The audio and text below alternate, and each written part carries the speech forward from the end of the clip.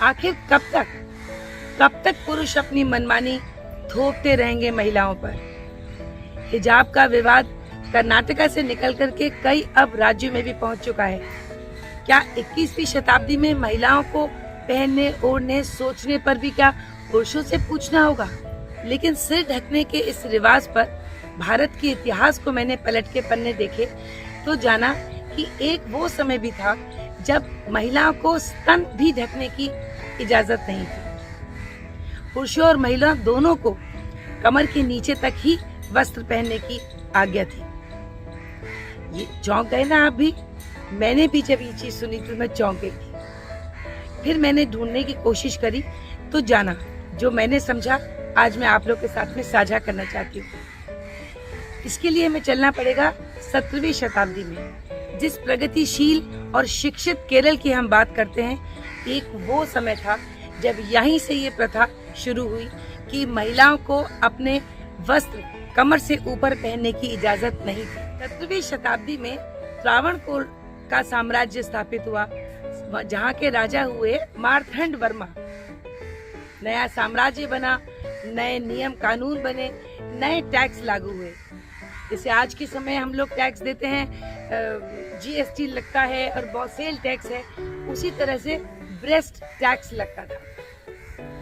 कितना दुर्भाग्यपूर्ण है ये। त्रावणकोर के अफसरों और अपने से ऊंची जाति के पुरुषों के सामने महिलाएं अपने स्तन ढक नहीं सकती थी, और अगर उनको ढकना भी है तो उसका उनको टैक्स देना पड़ता था, जिसको उन्होंने मुल्लकम के नाम से जाना। और आप जानते हैं कि टैक्स का निर्धारण किस तरह से होता था?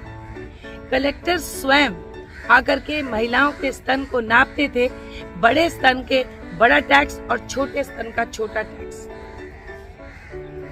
आज हम बात करते हैं जब महिलाओं को इतनी सुविधाएं, इतना हर तरह से सुरक्षा मिली हुई है, तब अगर हम अपने आप को नहीं बचा सकती या अपने आप को अपने पैरों पर खड़ी नहीं हो सकती तो फिर कब होगी? जब पाप का घड़ा भर जाता है तब कहते हैं मसीहा आता है।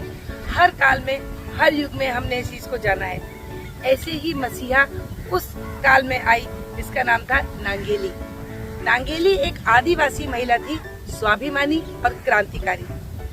उसने इस टैक्स को मानने से इनकार कर दिया, जिस पर बात राजा तक पहुंची और राजा ने स्वयं वहां पर एक बहुत बड़ी टीम को भेजा और उससे कहा गया कि टैक्स वसूल के लाओ। जब सारे अधिकारी वहां आए तो उसने पहले तो मना किया, उसके पति ने भी मना किया, लेकिन जब बात नहीं बनी तो वो अपने झोपड़ी में वापस गई और जाकर उसने कहा ठीक है, मैं अभी टैक्स लेकर आती हूँ। और अंदर जाके उसने धारदार चाकू से अपने स्तन काटे और केले के पत्ते पर ला करके उस अधिकारी को देके कहा, लो अपना टैक्स। पर खून इतना बह चुका था कि वो धरती पर जो गिरी तो फिर दोबारा कभी उठ नहीं पाई। नांगेली के पति चिरकुंडुन ने नांगेली की चिता पर कूदकर अपनी जान दे दी। भारतीय इतिहास में अगर कोई पुरुष सती हुआ है तो बस वो एक ही रहा, जो नांगेली की पति था। नांगेली की मृत्यु से विद्रोह हिंसा में बदल गया और हिंसा इतनी बढ़ गई कि कमिश्नर से अब कंट्रोल नहीं हो रहा था। उसने राजा को जाके बताया। मार्तंड वर्मा जो वहाँ के राजा थे, उनको भी अब लगा कि इस तरह से विद्रोह कंट्रोल में नहीं हो पाएगा और उनको इस प्रथा को रोकना पड़ा, इस टैक्स को बंद करना पड़ा। लेकिन छुटपुट घटनाएं होती रहीं। फिर ब्रिटिशर्स आ गए, उन्होंने भी कहा कि अगर तुम क्रिश्चियनिटी को अपना लोगे तो तुम्हारे को ये टैक्स माफ हो जाएगा।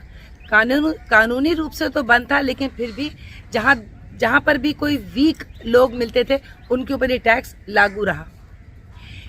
पूरा फिनिश हुआ है 1926 में, जिस समय पूरा भारत इंडिपेंडेंस की लड़ाई में जूझ गया।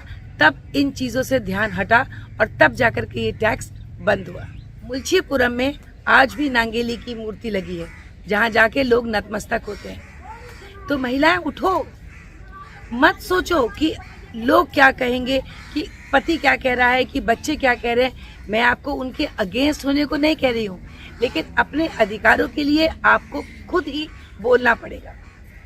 नहीं तो नांगेली जैसी कितनी ही महिलाएं होंगी जिन्होंने किसी न किसी कदम पर महिलाओं के संरक्षण के लिए, उनकी इक्वालिटी के राइट्स के लिए संघर्ष किया होगा वो व्यर्थ चला जाएगा। इस वीडियो के माध्यम से बस मैं इतना सभी महिला को बताना चाहती हूँ कि शिक्षित होइए और कुछ व्यवसाय जरूर करिए, कुछ ऐसी अर्निंग जो आपकी खुद की हो, जिसके अकाउंट के पासवर्ड का नंबर भी सिर्फ आपको पता हो। जो बीत गया वो सपना था, जो होने वाला है वो अपना है।